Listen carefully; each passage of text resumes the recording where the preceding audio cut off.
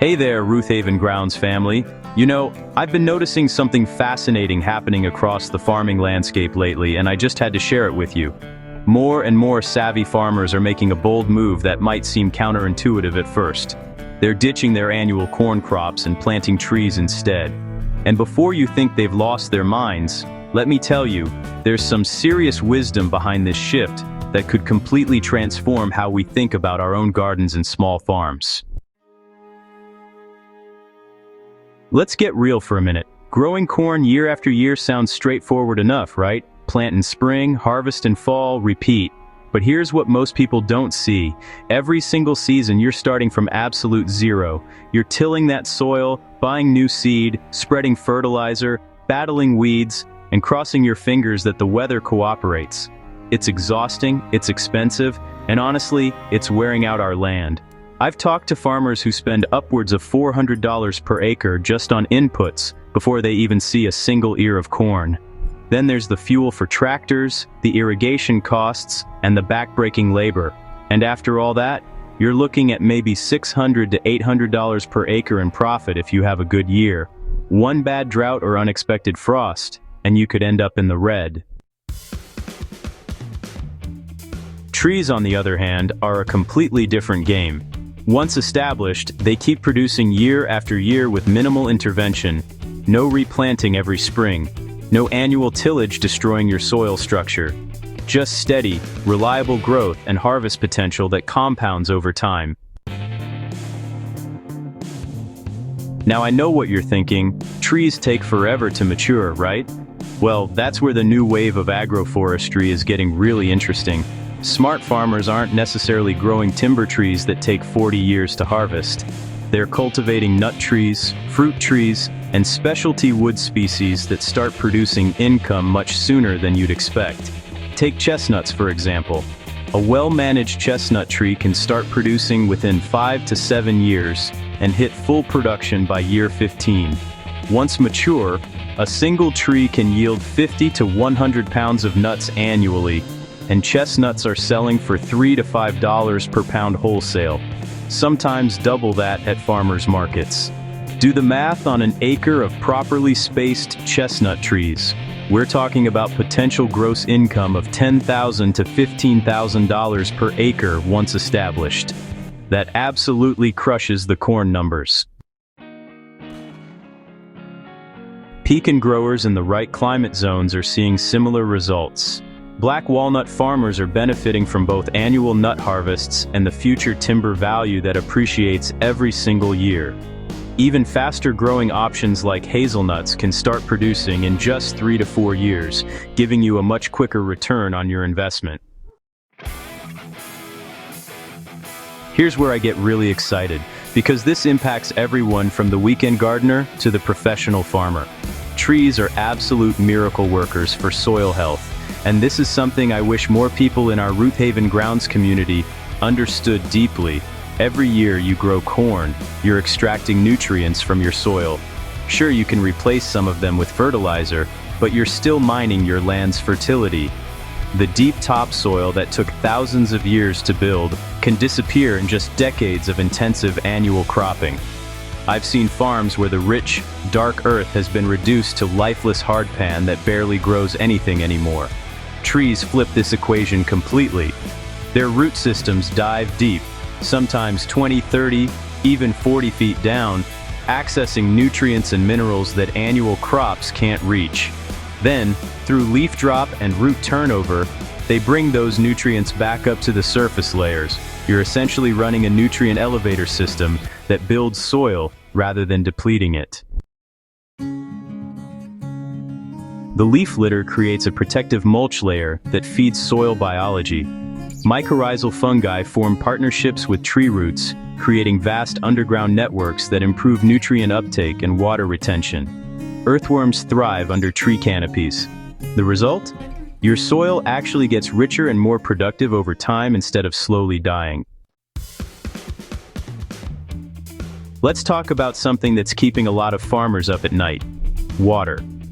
Whether you're dealing with droughts or floods, the climate is getting more unpredictable every year. This is where trees show their true resilience. Corn is notoriously thirsty, needing consistent moisture throughout the growing season. Miss those critical windows during pollination or grain fill, and your yields plummet. Trees, especially once established, are remarkably drought tolerant. Those deep root systems I mentioned, they're accessing water tables that surface crops never reach. But here's the really clever part.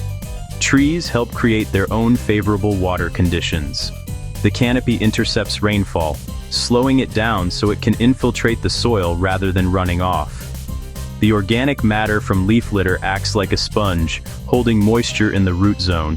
Some tree-based farms are finding they can dramatically reduce or even eliminate irrigation compared to their annual cropping neighbors. During heavy rains, tree roots hold soil in place, preventing the erosion that washes away thousands of tons of topsoil from conventional farmland every single year. I've seen side-by-side comparisons where annual crop fields lose inches of soil in a single storm while the tree-planted areas remain stable. Here's something that might surprise you. Diverse tree systems have far fewer catastrophic pest and disease problems than monoculture cornfields.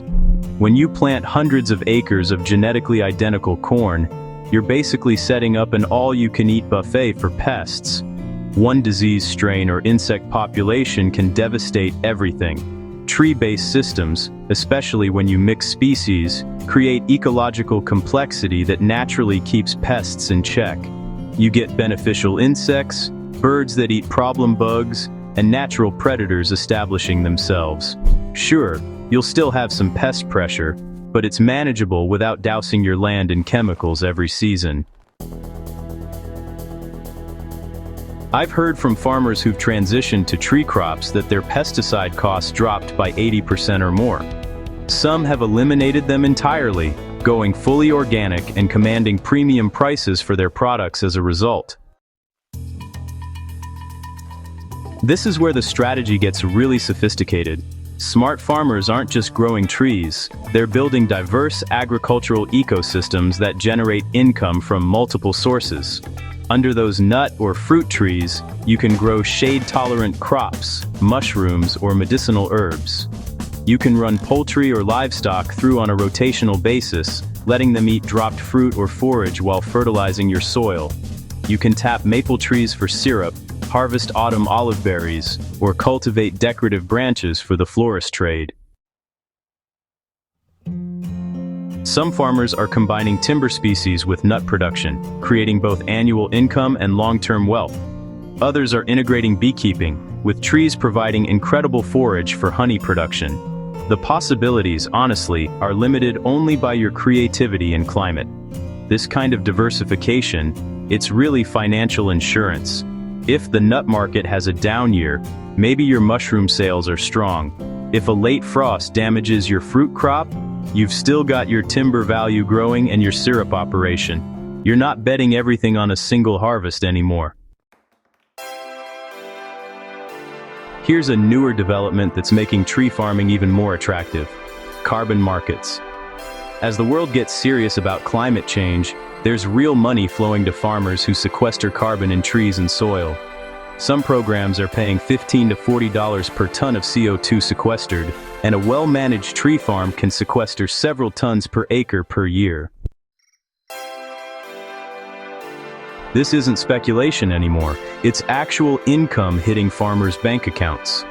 And unlike carbon-intensive corn production, which releases stored carbon through tillage and often requires nitrogen fertilizer, a major greenhouse gas contributor, tree farming, is actively removing carbon from the atmosphere.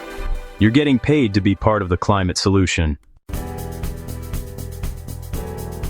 Now, I want to be honest with you. Switching from annual crops to trees isn't an overnight transition, and it's not right for everyone. You need to think long-term and have the financial cushion to get through those establishment years. Most farmers I've talked to suggest having at least 2 to 3 years of living expenses saved or another income source while your trees mature. Start small. Maybe convert one field or even just a portion of your property. Test species that work in your climate and soil. Talk to local extension agents and visit successful tree farms in your region.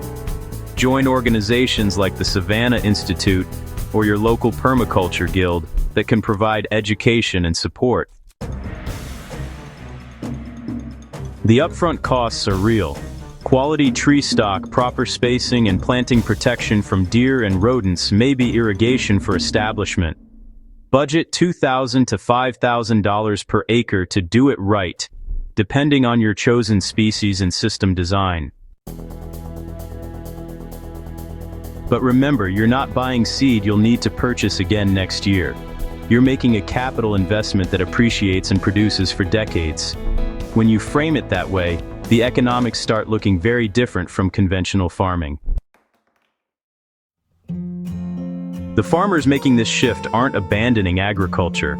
They're practicing it the way nature intended. They're working with ecological processes instead of fighting against them. They're building resilient systems that can weather climate uncertainty, market fluctuations, and changing conditions. And here's the beautiful thing. These same principles work whether you're managing 500 acres or a suburban backyard. We can all be part of this transformation toward more permanent, productive, soil-building agriculture. So here's my challenge to you, Roothaven Grounds family. What trees could you plant this season?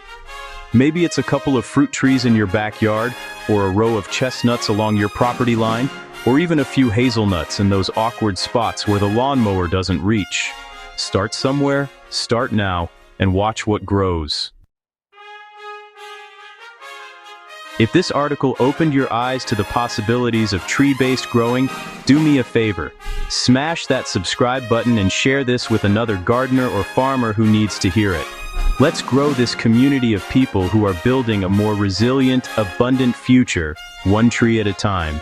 I'll see you in the next video, where we'll dig into exactly which tree species are best for different regions and climates. Until then, keep growing.